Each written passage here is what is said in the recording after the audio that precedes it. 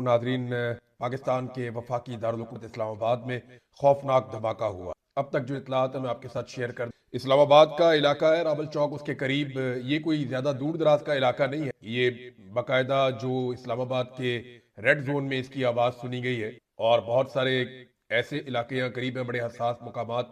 और यहाँ ये रावल डैम के नजदीक मेरी, क्योंकि एहतशाम अब्बासी साहब ने बड़ा लंबा अरसा कवरेज की है इस्लामाबाद में, मेरी उनसे बात हुई तो उन्होंने मुझे एग्जैक्ट लोकेशन जो है वो बताई कि जनाब यहाँ पे ये सानिया हुआ है। तो इस्लामाबाद में इमाम बारगाह के ऊपर खुदकुश धमाका हुआ, और उस धमाके में 70 के करीब पहले बताया गया कि शहादतें हुई हैं। और ये पहले बताया था डीसी ने, लेकिन फिर उसके बाद उन्होंने अपने ट्वीट को डिलीट कर दिया। जो इन्फॉर्मेशन उन्होंने पास ऑन की थी उसे उन्होंने डिलीट कर दिया।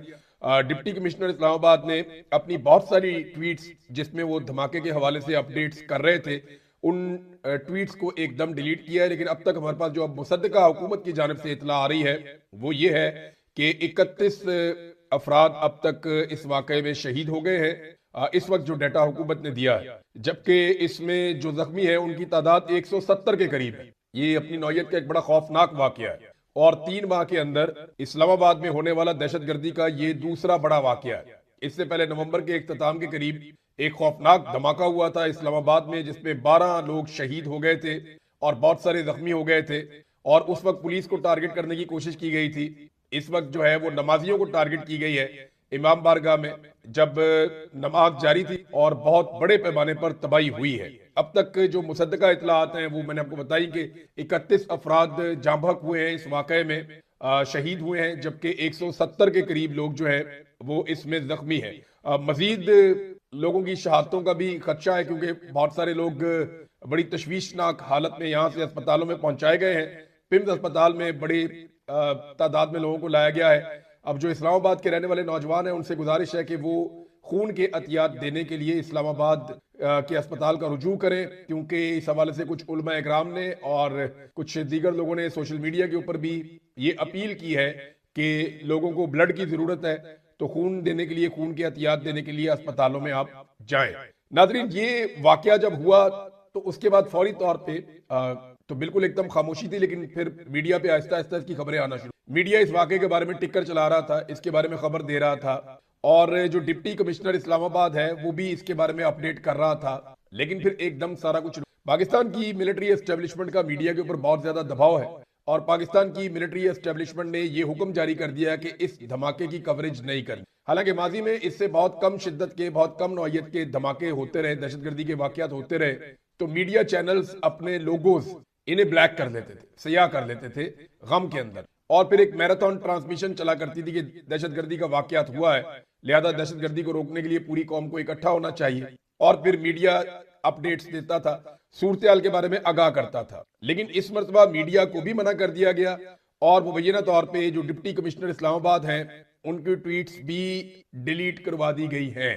वजूहात क्या है इस पे हम बात करेंगे, लेकिन ये इंतहाई अफसोसनाक और काबिल मुजम्मत सानिया है। इस वाकये में दावा किया गया आईजी इस्लामाबाद की मौजूदगी में, ये अली नासर रिजवी इनका नाम है, दावा किया गया कि उनके अपने एक रिश्तेदार भी इस वाकये के अंदर शहीद हो गए। और उस पे आईजी साहब बड़े दुख में खड़े थे जब वो वाकया एक आलिम दीन उनके साथ खड़े होकर बता रहे थे कि इनका अपना रिश्तेदार जो है वो इस वाकये के अंदर मारा गया, शहीद हो गया। तो आईजी साहब जो है वो भी बड़े दिल गिरफ्तार है, बहुत परेशान है। लेकिन हैरत अंगेज तौर पर इसकी 3-4 चीजें मैं आपके सामने रखना चाहता हूँ। एक तो ये दहशतगर्दी का वाकया दूसरा है, और इस्लामाबाद में हो रहा है, और उस वक्त हो रहा है जब उज्बेकिस्तान के सदर पाकिस्तान में मौजूद है। तो हमारी इंटेलिजेंस एजेंसियां कहां हैं, यह है सबसे बड़ा सवाल। पाकिस्तान 25 करोड़ अवाम का मुल्क है, दुनिया की बेहतरीन फौजों में से एक फौज हमारे पास है। हमने बेशुमार बजट अपनी इंटेलिजेंस के लिए एजेंसियों को दे रखे हैं, वो इंटेलिजेंस एजेंसियां कहां गई?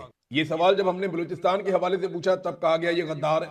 जब ये सवाल हमने कई मौकों पर पूछा तो कहा गया ये गद्दार है। जब कबायली इलाकों में दहशतगर्दी बढ़ी हमने तब ये सवाल पूछा, कहा गया ये गद्दार है। हमने जब ये पूछा कि बॉर्डर क्रॉस करके दहशतगर्द पाकिस्तान में कैसे आते हैं, जब ये सवाल पूछा तो कहा गया ये गद्दार है।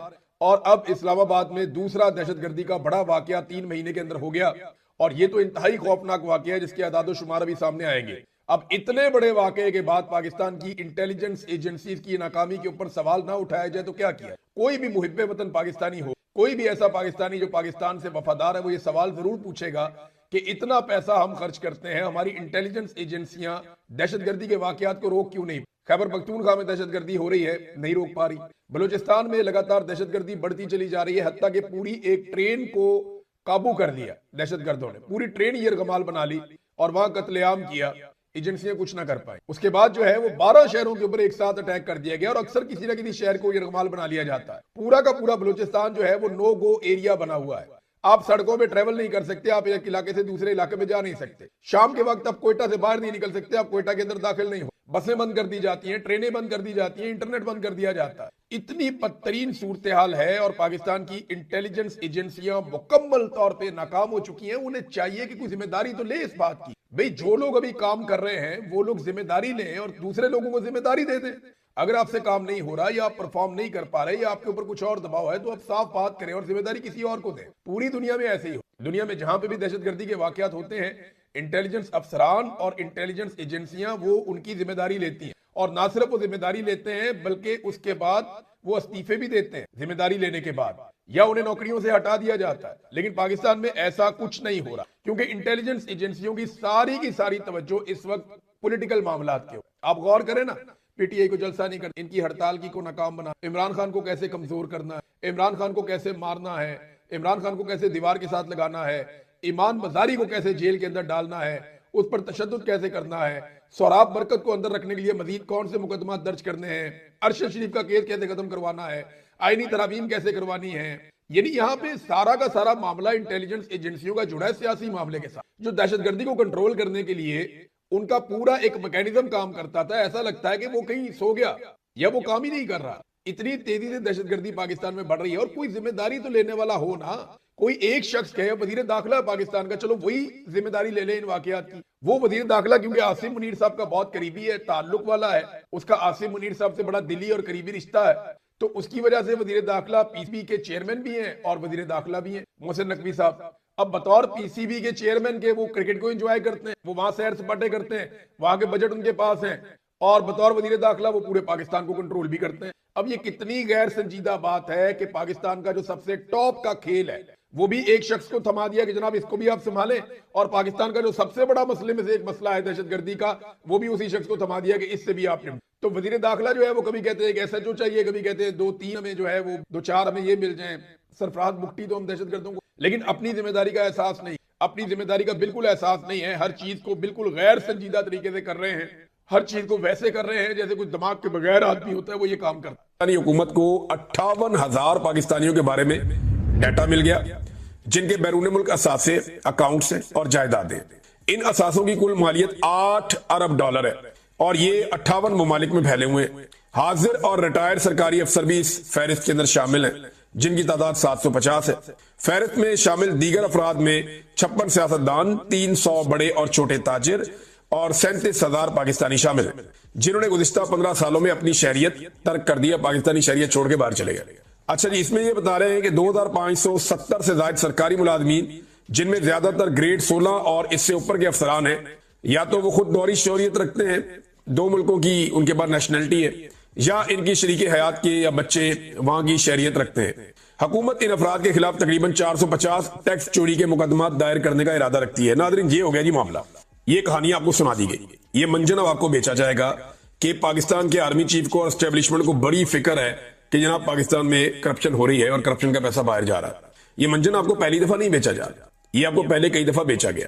ये मंजन आपको ज़िया उल हक के दौर में बेचा गया, ये मंजन आपको परवेज मुशर्रफ के दौर में बेचा गया, ये मंजन आपको राहील शरीफ के दौर में बेचा गया, ये मंजन आपको जनरल बाजवा के दौर में बेचा गया, और यही मंजन आपको अब आसिम मुनीर साहब भी इनके दौर में भी बिक रहा है। अब मंजन है क्या कि एस्टेब्लिशमेंट को बहुत गुस्सा चढ़ता है जब कोई करप्शन करता है। देखिए, मेरी दिलचस्पी इसमें है कि पाकिस्तान के सारे फैसले तो करती है एस्टेब्लिशमेंट। हर इदारे के ऊपर काबिज कौन है? एस्टेब्लिशमेंट। हर जगह पे बैठा हुआ कौन है? एस्टेब्लिशमेंट। नैब को कौन करता है कंट्रोल? एस्टेब्लिशमेंट। जितने इदारों में करप्शन हो रही है वो एस्टेब्लिशमेंट की नाक के नीचे हो रही है। तो जिस वक्त करप्शन हो रही थी, जब मीडिया बता रहा था, तब इनके कानों पे जूं तक नहीं रेंगी। अब अचानक से इनको करप्शन क्यों याद आ गई, ये सोचने वाली बात। एक बात जिसके ऊपर मुझे पूरा यकीन है कि करप्शन को लेकर मिलिट्री एस्टेब्लिशमेंट के अंदर जरा सा भी रद्द-ए-अमल नहीं है, इतना सा 1% का रद्द-ए-अमल नहीं है। उसकी वजह यह है कि अगर इन्हें करप्शन बुरी लगती तो ये आसिफ अली जरदारी और नवाज शरीफ के केसेस माफ करवा के उन्हें इक्तदार में कभी ना लेकर आते। अगर इन्हें करप्शन बुरी लगती तो ये एनआरओ 1 और एनआरओ 2 दोनों एनआरओ कभी ना देते। और ये दोनों एनआरओ किसने दिए? मिलिट्री एस्टेब्लिशमेंट ने दिए। एक दफा मुशर्रफ दौर में हुआ, एक दफा बाजवा के और आसिम मुनीर साहब के दौर में हुआ। तो इसको आप ज़हन में रख लें कि पाकिस्तान की मिलिट्री एस्टेब्लिशमेंट करप्शन को अप्रिशिएट कर सकती है, करप्शन के बिल्कुल खिलाफ नहीं है। वो करप्शन को बुरा नहीं समझते, वो बुरा समझते हैं कि कोई अकेला करप्शन करे, या उन्हें बुरा लगता है कि कोई करप्शन करे और फिर बात भी ना माने। यानी अगर उनकी बात मानते रहे, आप करप्शन करते रहे, प्रॉब्लम ही कोई नहीं है। मुझे खुद मिलिट्री एस्टेब्लिशमेंट के एक बंदे ने कहा था कि हमें वो आदमी सूट करता है जो करप्ट होता है, क्योंकि उससे हम बड़े आराम से अपना काम करवा लेते हैं। जो बंदे ईमानदार होते हैं और जिनके अंदर ज्यादा हुब्बुल वतनी का वो भरा हुआ होता है जज्बा, वो हमारे काम नहीं आ सकते। मुझे खुद कहा था और सीनियर ऑफिसर ने कहा था। अब नाज़रीन, मामला ये है कि ये जो करप्शन की कहानी सुनाई जा रही है, ये क्यों सुनाई जा रही है? ये आपको सिर्फ एक मंजन बेचा जा रहा है, और ये पहली दफा नहीं है। ये नून लीग का और मिलिट्री एस्टेब्लिशमेंट का तरीका वारदात है। एक खबर सुनाता हूं आपको। 9 मई तो आपको याद होगा, 9 मई 2023। लेकिन आज आपको एक और 9 मई मैं याद करवाता हूं, और ये है 9 मई 2014, यानी आज से 11 साल पहले 9 मई। उस 9 मई पे इसहाक डार साहब ने कौम को यह बताया था, जुम्मे का दिन था, और पार्लियामेंट के अंदर उन्होंने बताया था कि पाकिस्तानियों के 200 अरब डॉलर्स पड़े हुए हैं स्विस बैंकों के अंदर। अब तो ये कह रहे हैं ना 8 अरब डॉलर, यानी जितनी औकात होती है उतनी बड़ी बात करता है लोग। उस दौर में जरा एस्टेब्लिशमेंट और हुकूमत को लगता था बहुत पैसा है। अभी बेचारे 1-1 अरब डॉलर के लिए तरस रहे हैं, तड़प रहे हैं, बेचारे पैसा ही नहीं है इनके पास अपना। तो अब 8 अरब डॉलर पे आ गए। वो 200 अरब डॉलर स्विस बैंकों में पड़ा हुआ था डार के मुताबिक। अब कहते हैं जी 8 अरब डॉलर है जो बाहर पड़ा हुआ पाकिस्तानियों का, हमने लेकर आना है वापस। तो ये 200 अरब डॉलर कहां गया?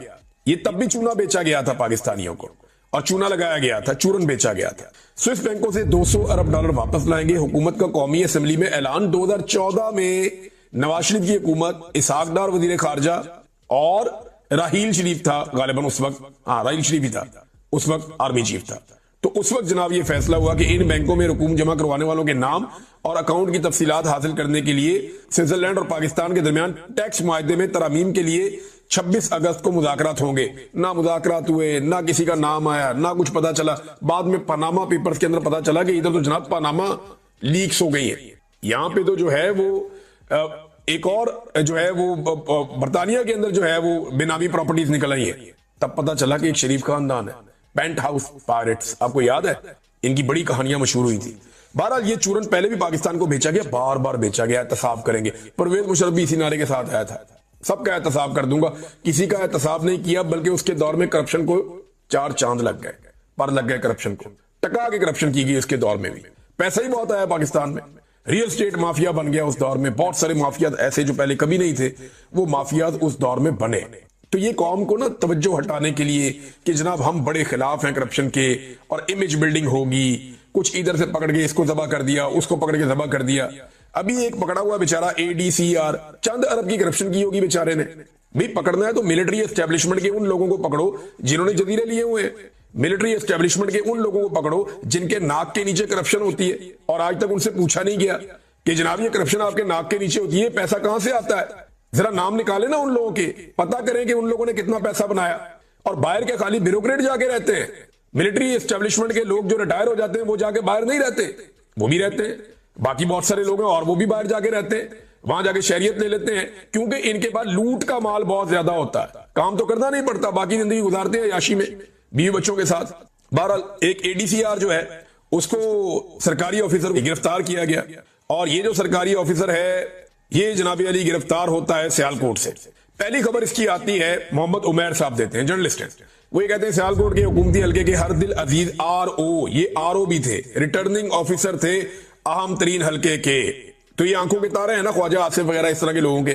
तो जनाब ये क्योंकि RO थे, और फिर आपको पता है रेहाना डार साहबा के साथ क्या हुआ, बाकी लोगों के साथ क्या हुआ वहां पे, और इस किस्म के लोगों ने ही किया। जो यास्मीन राशिद साहबा के साथ हुआ लाहौर में, इसी किस्म के लोगों ने किया। जो आलिया हमजा साहबा के साथ हुआ, इसी तरह के लोगों ने किया कि इधर का इलेक्शन उधर कर दिया। जो कुछ मरियम नवाज को इलेक्शन जितवाने के लिए महर शराफत के खिलाफ हुआ, इसी तरह के लोगों ने किया। तो जनाब ये भी एक शख्सियत थे, और इनको जनाब गिरफ्तार किया गया करप्शन के मामले पर। एंटी करप्शन ने 5 रोज का रिमांड हासिल कर लिया।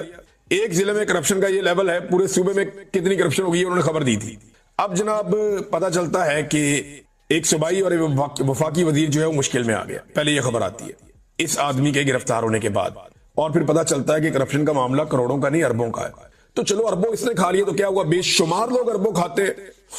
भाई जितने लोगों से आपने 2 नंबर काम करवाया, पाकिस्तान की मिलिट्री एस्टेब्लिशमेंट ने इनसे जाली फॉर्म 47 लिए थे ना आरओ से, तो जिन्होंने जाली फॉर्म 47 लिए आरओ से वो है ना रिस्पॉन्सिबल, क्योंकि इन्होंने तो जालसाजी कर दी, अब तो ये ब्लैकमेल करेंगे, पैसा बनाएंगे। इनको पता है पाकिस्तान में रखा ही कुछ नहीं है, हमने पूरा का पूरा इलेक्शन उल्टा दिया है। इस मुल्क के अंदर तो जीना भी मुश्किल है, इस मुल्क के अंदर रहना भी मुश्किल है। इन आरओ से बेहतर किसी को नहीं पता, जिन्होंने अपने हाथ से पूरी तबाही फेरी है, वो कभी इस मुल्क में रहना चाहेंगे? वो फटाफट पैसा लपेट के मुल्क से भागना चाहेंगे।